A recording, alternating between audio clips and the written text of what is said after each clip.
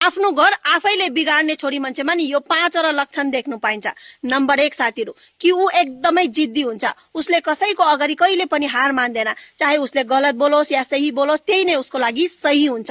Number 2 साथीहरु, उसको बोली नि कैची भन्दा पनि धार हुन्छ, हर कसैको मन दुख्ने गरी चस चस बोल्ने गर्छ साथीहरु। उसलाई कसैसँग फरक पर्दैन कि कसैको मन दुखोस् या नदुखोस्, बस उसको मनमा जे आयो त्यही नै बोल्ने गर्छ, नसोचिकन। नम्बर 3 साथीहरु, उसले सधैँ आफ्नो बुढालाई नि अरूको बुढाहरूसँग तोल्ने गर्छ है। फल्नाको बुढाले यति कमाउँछ, फल्नाको बुढाले बुढीलाई यो ल्याइदियो त्यो ल्याइदियो भनेर नि आफ्नो बुढालाई सधैँ नीचा देखाउने गर्छ, नकारात्मक मात्रै बात गर्ने गर्छ।